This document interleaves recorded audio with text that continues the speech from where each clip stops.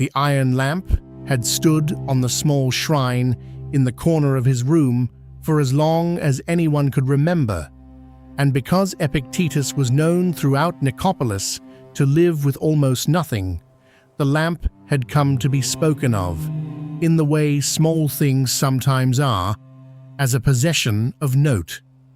A thief entered the house one evening while the philosopher was elsewhere and took it. When Epictetus returned and saw the empty place where the lamp had been, he said quite simply that the thief had paid the price of the lamp. He had become a thief to acquire it. We are told this story by Epictetus himself, and he tells it not as a lament and not as a boast of his indifference, but as an instruction. He tells it as a man reports the weather. The lamp was there, then it was not there. The thief has paid for it in a currency the philosopher did not care to spend.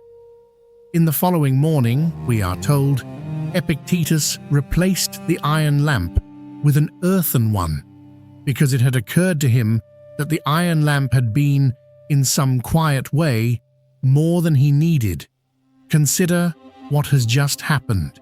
A man who owns almost nothing has been robbed of one of the few objects he possesses, and his response is neither anger, nor grief, nor even the mild irritation that a reasonable person might permit himself.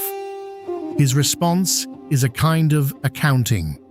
He looks at the transaction, he sees who paid what, and he continues. This is not detachment as a pose. This is not asceticism performed for an audience. This is something else, something more difficult, and it is what we are here to consider.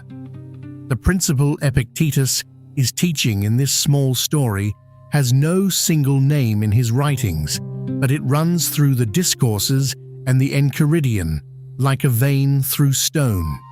It is the principle that a possession, any possession, comes with a tax, that the object itself is one thing, and the holding of it is another, that to own is not merely to have, but to be bound in some degree to the fate of what one holds, and that the wise man, before he takes a thing into his keeping, must ask himself whether he is willing to pay what its keeping will cost him.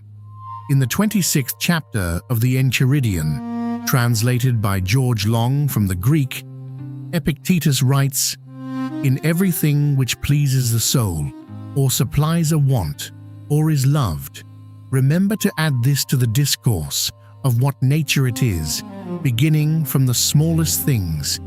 If you love an earthen vessel, say it is an earthen vessel which you love, for when it has been broken, you will not be disturbed. If you are kissing your child or your wife, say that it is a human being whom you are kissing, for when the wife or child dies, you will not be disturbed." Sit with that a moment. Do not rush past it because it is difficult. Epictetus is not saying that one should not love the earthen vessel, or the child, or the wife. He is saying that the love should be accompanied at every moment by the true accounting of what the beloved thing is. The vessel is earthen. Earthen things break. The child is a human being. Human beings die. To love without this accounting is to set oneself up for a grief that comes not from the loss itself, but from the false expectation that the loss would not come.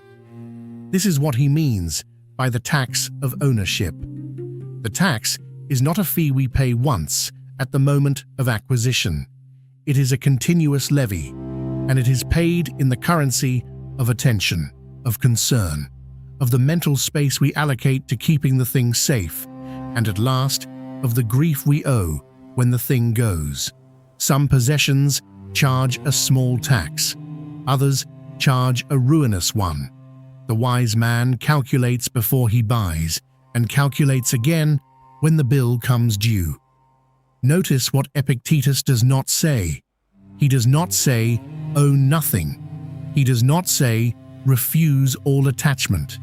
He does not say that the earthen vessel is worthless or that the child is not to be kissed. What he says is that the nature of the thing must be present in the mind of the one who holds it. The vessel is earthen. Say so. Then love it as an earthen thing is loved, which is to say, love it while knowing what it is. This is the principle. Now let us consider the man who taught it and the life that made him fit to teach it. Epictetus was born a slave in the city of Hierapolis in Phrygia, around the year 55 of the Common Era. We do not know his birth name. Epictetus, in Greek, means simply acquired, and it is the name a household gave to a piece of property. His mother was likely a slave as well. He was brought at some point in his youth to Rome into the household of a man named Epictetus, who was himself a freedman and who served in the administration of the Emperor Nero. Consider the position. A boy who is himself a possession, in the household of a man who was himself once a possession, in the service of an emperor whose relationship to human life is, by all ancient accounts, casual in its cruelty. There is a story, which may or may not be true, but which was told of Epictetus in antiquity, that his master once tortured him by twisting his leg. Epictetus is said to have observed calmly that the leg would break. The master continued. The leg broke. Epictetus is said to have said only, "I told you so." Whether or not the incident occurred as reported, he was lame for the rest of his life, and he walked with a limp that his students would have seen every day. At some point, still a slave, he was permitted to study philosophy under Musonius Rufus, one of the great Stoic teachers of the age. This was not an unusual arrangement in the Roman world. Educated slaves were valuable, and a master might sponsor the training of one whose intellect could be turned to profit. Musonius was a serious man, exiled more than once for his politics, and he taught a stoicism stripped of ornament. Epictetus took this teaching into himself the way water enters dry ground. He was freed at some point after Nero's death in 68. The circumstances are not preserved. He remained in Rome teaching until the Emperor Domitian, growing suspicious of philosophers, expelled them all from the city, probably in the year 93. Epictetus went to Nicopolis, a Greek city on the western coast of what is now the region of Epirus, and there he opened a school. He never returned to Rome. He lived, by all accounts, in a small house with a single mat for a bed, an oil lamp, and very little else. He never married, though late in life he took in a child that would otherwise have been exposed to die, and he acquired a woman to help raise it. That is the sum of his household. His students came from across the empire. Some of them were young men of consequence, sons of senators, future administrators. One of them, a young man named Arrian, would later write down what he had heard in the lecture hall, and it is from these notes that we have the Discourses and the Enchiridion. Epictetus himself wrote nothing. He believed, as Socrates had believed, that philosophy is a thing done in speech, in the pressure of the living exchange, and not a thing to be embalmed in books. Picture the room. A small hall, probably plain, in a provincial city. The teacher is a lame old man in a rough tunic. The students sit on benches. There is no rhetoric, no flourish, no performance. The teacher asks questions. He answers them, or he lets the questions hang. He tells small stories. The story of the lamp is one such story, and it comes to us because Arrian was there to hear it. Now consider what Epictetus had. at the moment the lamp was stolen, in terms of worldly possessions. He had the house, which was small. He had the mat. He had the lamp itself, which he tells us was of iron, more valuable than the earthen kind, and which stood before a small household shrine. He had a few books, presumably. He had his tunic, his cloak, perhaps a second one. He had, in short, almost nothing. And it is precisely because he had almost nothing that the theft of one small item becomes philosophically instructive rather than economically catastrophic. He was not performing poverty. He had arranged his life so that no single loss could unmake him. This is the ground from which the teaching grows. A man who owns 20 lamps cannot teach us what Epictetus teaches, because a man who owns 20 lamps has not made the calculation. He has not asked of each lamp whether the tax of its keeping is worth the light it gives. He has simply acquired, as most of us acquire, without accounting. Let us consider now how the principle actually operated in the life of the philosopher, because it is one thing to state a principle, and another to see it moving through a day. Epictetus rose early, as ancient teachers did. He performed some small rites at the household shrine, the shrine in front of which the iron lamp had stood. He ate simply, probably bread and olives, perhaps a little wine mixed with water. He went to the lecture hall. He taught. He returned home. He slept on the mat. This was his life, more or less, for decades. Within this life, every object he permitted himself was an object he had examined. The tunic, the cloak, the mat, the lamp, the books. Each had been considered. Each had been asked to justify its presence, not on the grounds of luxury, which he had rejected entirely, but on the grounds of the tax it would levy on his attention. A finer cloak would require care. A larger house would require servants. A collection of books would require worry over their preservation. Each addition to the household was an addition to the burden of the householder. In Discourse 4, Book 1, translated by George Long, Epictetus says, "If a man has frequent intercourse with others, either for talk or drinking together, or generally for social purposes, he must either become like them or change them to his own fashion.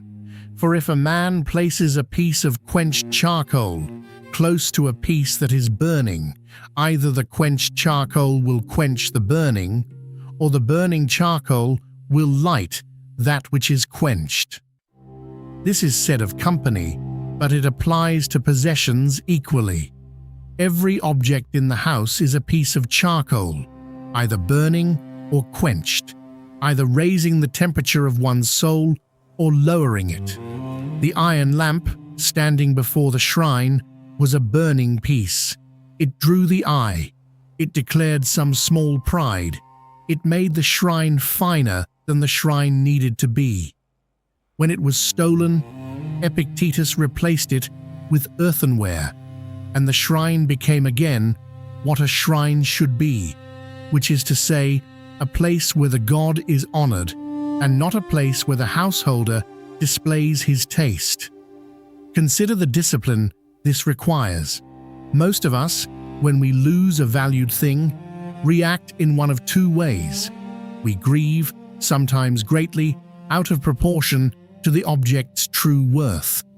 Or we perform indifference, telling ourselves and others that we did not care for the thing, when in fact we did.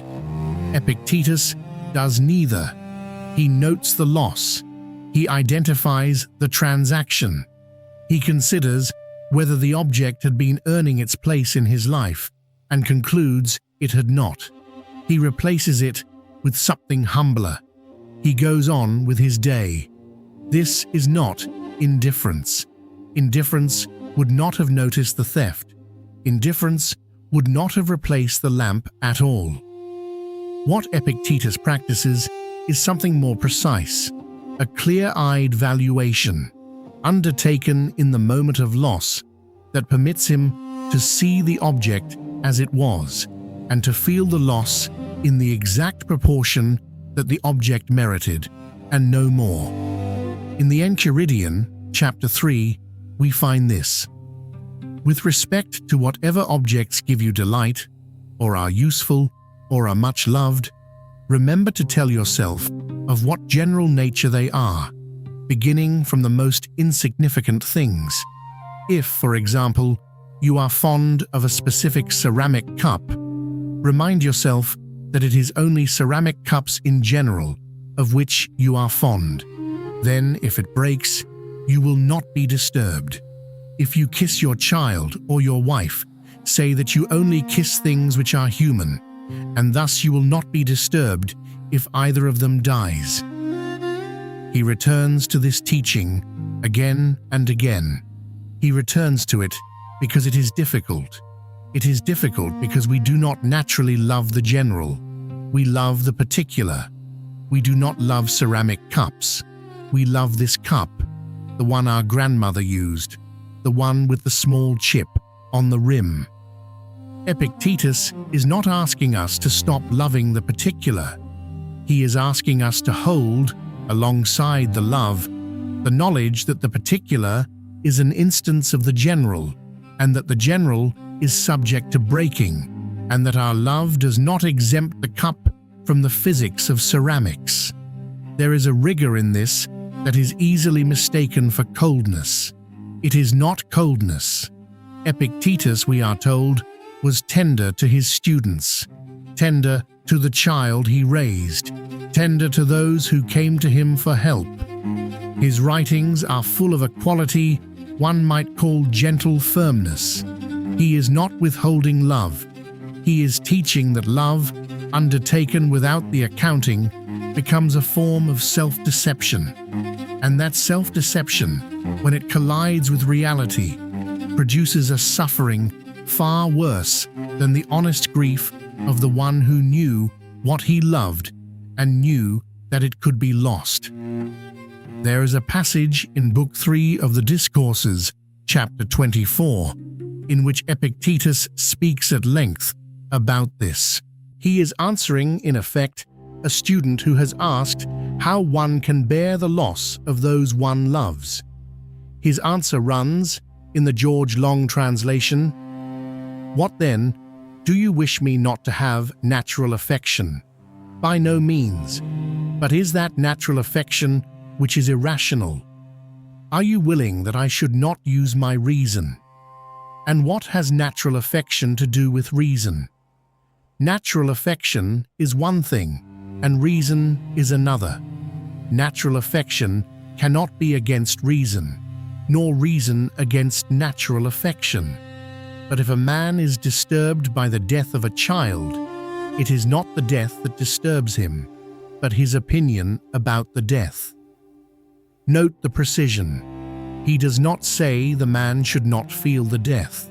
He says the disturbance, the disproportionate storm of grief, comes not from the fact, but from the opinion. The fact is that a mortal child has died, as mortal children may die. The opinion is that this ought not to have happened, that some cosmic exception should have been made, that the love the parent felt should have exempted the child from the common lot of humankind. The opinion is where the suffering lives. The fact, terrible as it is bearable. This is the same teaching as the teaching of the lamp, only raised to the highest possible stakes. The lamp is earthenware. The child is a human being. The vessel breaks. The child dies. In each case, the sorrow proportionate to the object is the sorrow the wise man allows himself. The sorrow disproportionate to the object, born of the false belief that the object was exempt from its nature, is what the wise man labors to disentangle from himself. Now let us consider what exactly the philosopher is teaching us, stated as plainly as it can be stated. Epictetus is teaching that every possession carries a tax, and that the tax is paid in three currencies. First, the currency of attention. While you own the thing, you must attend to it, guard it, maintain it, and this attention is taken from the finite fund of attention you have to give to your life. Second, the currency of anxiety. While you own the thing, you are exposed to the possibility of losing it, and this exposure produces a low, continuous hum of concern that most owners never consciously notice, but that shapes their days. Third, the currency of grief. When the thing goes, as things do, you will feel the loss in some proportion, and this proportion is set not by the thing itself, but by the accounting you have or have not been keeping while you held it. The wise man, before he acquires anything, asks whether he is willing to pay these three taxes. He asks it of small things, an iron lamp rather than an earthen one, and he asks it of large things, a marriage, a friendship, a role in public life. He does not refuse to pay the tax. He simply insists on knowing what he is paying. This is not a doctrine of renunciation. Epictetus is not a monk. He kept a household, raised a child, taught students, engaged with the world. He owned things. He loved people. The teaching is not that these engagements are to be avoided. The teaching is that these engagements are to be undertaken with the ledger open. And here is the deeper structure of the lesson, which is easy to miss. When Epictetus says that the thief has paid the price of the lamp by becoming a thief, he is telling us something not only about the thief, but about ourselves. Every possession we hold has cost us something in order to be held. Sometimes the cost is money, sometimes the cost is time or compromise, or the small daily bending of our character to the requirements of ownership. The man who has a fine house has paid in some coin to have it. The man who has a great reputation has paid to acquire it and pays to maintain it. The thief paid by becoming a thief. What did you pay? What are you paying still? This is the question the story of the lamp is really asking. Not, are you attached to your possessions? Most people know they are attached and can do little about it. But do you know what your possessions have cost you, are costing you, and will cost you when they go? Have you kept the ledger? Or have you, like most of us, simply accumulated, adding item to item and roll to roll, without once asking whether the sum of the taxes now exceeds the sum of the light the objects give?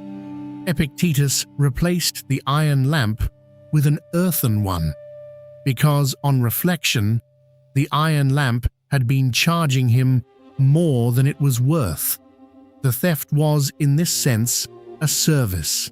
It forced the accounting he had perhaps been putting off. And the wise man, when the accounting is forced upon him, is grateful for the clarity, whatever the immediate cost. There is one more thing to be said.